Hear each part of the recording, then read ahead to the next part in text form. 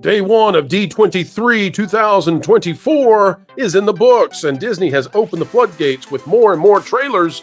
Some folks can't even keep up with everything that was announced. But folks, we're here to tell you that for the mouse, it's not just movies and entertainment they need, it's parks, parks, parks, indeed.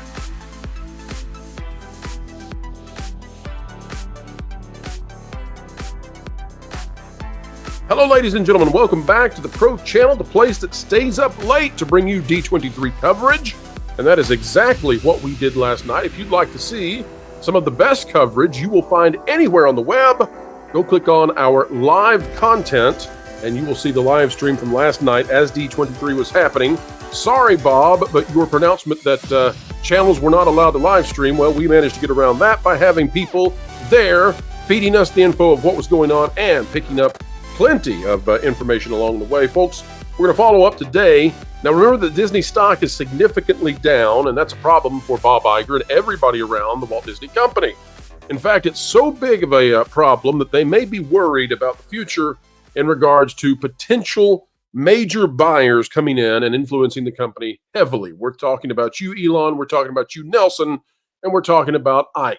But folks, everything was all right on stage. Bob Iger receiving a huge, huge applause last night at D23, the Disney Expo. Today, we're going to walk through all the announcements that were made with the knowledge, of course, that ultimately the parks, that's what Disney has to convince influencers and investors that this is going to be grand. They've got to convince everyone that attendance is going to be able to stand up under the shadow of Epic Universe. Because remember that Walt Disney World is 1/3 of all of Disney's profits, flat out.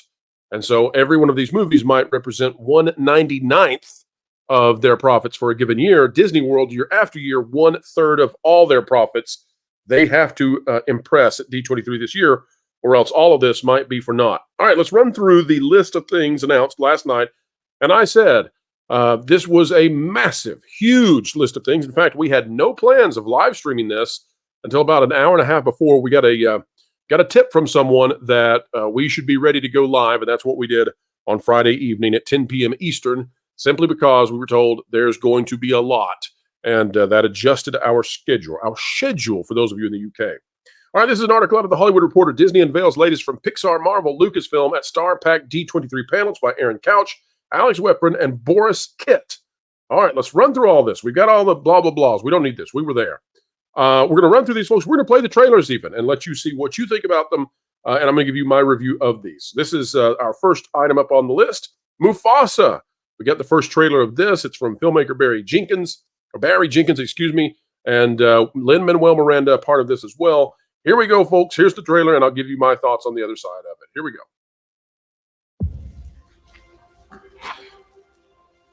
It's time. I'll tell you a story. A story of a cub. It's about Mufasa, but you can't get along without Timon and Pumbaa because, well, they're merchandising, and for whatever reason, some people like Seth Rogen. Not much bigger than you. So just to be clear, we're not in this story? There's a lot of stories with all of us. Tell one of those. Long before they became legends, Mufasa and the prince who would come to be known as Scar. Right away, one of the duties of this trailer is to convince you that they've fixed the facial animation so that these animals can now emote in a realistic way, but that still conveys the thoughts and feelings inside the movie. Became brothers. Hello, what's your name? Mufasa. I told you to wait for me. We can't just leave him here. Rules are rules, Tucker. The king will never accept a stray. I'm not a stray. I'm just lost. And there's a retcon. Mufasa no longer part of a lineage, but rather an adopted stray brought into the pride. So we can go through this. Ultimately, though, I'll say that's a cute little screenshot. Now I was about to say something negative. We'll have to switch off that because that's very cute. I've got thoughts on this. I don't like the pale fur lions being used as the adversaries. I think that brings in racial symbolisms that I'm frankly tired of. I'm ready for everybody to get along and be happy with one another. I just didn't think that this worked very well, and my projections for Mufasa now even lower than where they were, considering and remembering that China will be a part of this. Now, we also got the news that Nine Inch Nails will be composing music for Tron Ares. That's a change no longer Daft Punk. I'm not sure that Tron Ares is going to be a huge hit anyway, so this didn't matter so much to me. Then we got Snow White with Rachel Zegler. And this is one we've been waiting on for a while. And as bad as you thought it was going to be, well, it looks to be just that bad. Here is the trailer.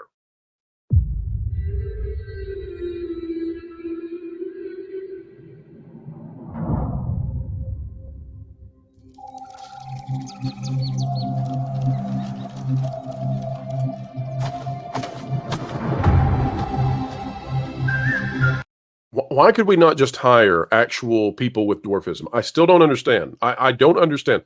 Does their existence offend you, Disney? Why does this need to be a CGI movie that just so happens to have Rachel Zegler and Gal Gadot in it? It feels like the reverse of Roger Rabbit now. And why do they have to whistle in like an echoing minor key kind of thing?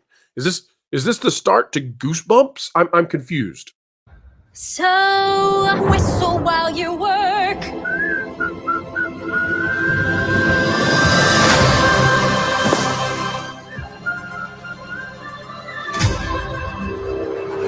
Whistle while you work. Magic mirror on the wall. Who's the fairest one of all? Well, it's you, Gal Gadot, because in this movie you appear to be more attractive. I'm not trying to be mean, but this is just a weird trailer. And if this is the best they were able to pull, this is a dark take on Snow White. It looks to me like it's that same Little Mermaid, muddy, grayish, brackish kinds of palettes. I don't think this works at all. I don't understand why you would attempt to do it this way. Huge amounts of money sunk into it. Maybe it will change our minds eventually. We got Freakier Friday, David Blaine, and then there was Agatha. And continue right along, folks, with the things that did not work for me. We're not going to play the trailer, but Agatha doesn't work. Unfortunately, I've already promised to do Agatha after parties here on the channel. So you'll get to join in and suffer along after we sit down and watch these things and review them episode by episode, because you all enjoy, for some reason, us being masochists. Got Daredevil Born Again, Ironheart, Fantastic Four, and Captain America. And then Ryan Reynolds was very gracious and kind and sent a message, but also took a jab at Marvel. And I think that was appropriate given what we saw. Mandalorian Grogu, there was some sort of little teaser trailer, but you had maybe less than 8 seconds of original content there. Most of it was just prior stuff. Skeleton Crew, we're going to have an individual video made on this one over the weekend from our reaction at D23. I'm not going to play it. Just all I need to say is this is not Star Wars. This is nowhere even close to Star Wars. I don't know what this is. It is Tomorrowland-esque, and not in a good way. It's like the Goonies and Fraggle Rock got together with Captain EO, and that's not Star Wars. It might be something, but it's not Star Wars. Frozen 3, Zootopia 2, Incredibles 3, Hoppers, Toy Story 5, Inside Out. By the way, many of these are really good, okay? So Toy Story 5 being written and directed by Andrew Stanton. That's phenomenal for them. Pete Docter, literally, I think, signed this contract right before the announcement was made at D23. That's great for Disney. Incredibles 3 is basically guaranteed money. Avatar, Fire and Ash, whatever. It'll do what it does. We know what James Cameron is bringing. He's bringing a huge $1 billion box office revenue. And then Moana 2, which I thought was a fine trailer. Nothing fantastic to the point that it looks like it's as good as the original. There's also some things missing here that I think are worthy of pointing out. Stitch, the CGI model for the live action, we got to look at it, and it's not a monstrosity. They actually did a good job with it. Thank goodness for that, because that could have gone poorly. The Broadway stuff they put on stage, really bad, honestly. So glad that wasn't available to the public largely. But overall, how would I rank this? It was, like I said, it was a flood of announcements. But I'm not sure that in that flood of announcements, we had any absolute grand slams. We have some definites in terms of Moana 2, in terms of Frozen 3, in terms of Incredibles, in terms of Toy Story. Left off this list, though, to large part. We've got Hoppers here. It gets like a 2-sentence thing. And I love what they say about it. It says that A body swap movie about a beaver and a human who exchange bodies. It's really, it doesn't make it sound as bad as it really is, I'll tell you. So D23, I'm going to give it a 6 out of 10, maybe a 7 out of 10. The Marvel stuff for next year is going to be rough. Star Wars is essentially non-existent.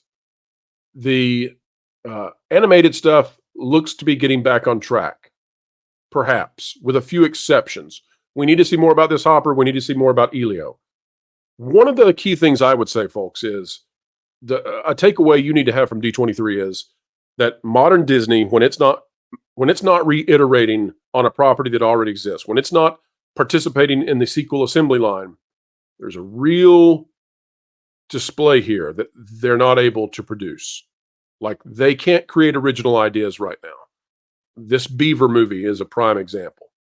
Elio doesn't seem to be a heavy focus. That's another good example to pay attention to. That's where we are. I think Moana might actually take the crown from Inside Out 2 at the end of the year, depending on its quality. Mufasa might be a struggle. 2025 looks a little rough for Disney. But if they play their cards right, my takeaway from the first night of D23 is they could get this ship righted for 2026, and that's a big deal for investors. But a much bigger deal is the parks. That's what we're finding out later today if you're watching this video at the time of release. Did Disney get their act together on the parks? Do they have plans that we simply haven't heard? Or is it going to be more blue sky nonsense? If it's blue sky nonsense, that stock is going down. I'm not giving you financial advice. Just telling you from my perspective. It's not going to be good. All right, folks, that's the video for this Saturday. We hope you enjoyed it. And ongoing D23 coverage is on the way. Will we go live this evening? I don't know yet. We shall see. But it depends on what our source says. We try to get ahead of it a little bit and get an idea of what's coming out before we do a show and have nothing to talk about. That would be bad. So we'll let you know, though. We'll have it up there if we decide to go live. Folks, we hope you had a good time. If you did, consider clicking that like button, share, subscribe, click it, stick it to the algorithms. It is the notification bell. Drop a comment down below. Let us know your thoughts and tell us what did you think of the trailers we showed in this video, Snow White and Mufasa. If you'd like to see full coverage of D23 from last night, go check out the live show we did, and I think you will have a very good time. Lots of laughs, by the way. We had a jolly good time. Folks, we're wishing you well wherever you are. Keep learning, keep growing, and as always, keep having fun. Listen up, my brothers and sisters. You've been listening to Phils and those with an agenda to destroy your brain cells for far too long. It's time to change your way of doing things. Hold up. TPP is the place to be. Covering the news, so honestly, it's a team that's cool and tried and true. Ahead of the culture curve, they're trying to keep you. Jonas and Pro, they run the show, and they dragged in the bearded culture casino. You got Valiant and Lord and Fourth of Line. Wonderful people, yeah, they're alright. They got weird bringing in people like Floral, but made no mistake with Lorena Creole. Amelia and John, stuttering guitarist. Martin and Tawny and someone called CMS. Fat Steven makes a bunch of other graphics. Did I mention a partnership with Bending in the comics? Fat Sky is a guy and Doc Matt does the web stuff. There's probably some people I missed. I hope they're not telling you the news. That should be fun. With accurate info that's not been spun. You can figure it out as you will see. The TPP is the place to be. Yeah, Wilton. That was actually pretty good, or White. But I think you might have forgotten Vash. Well, he lost all his friends. But it was implied.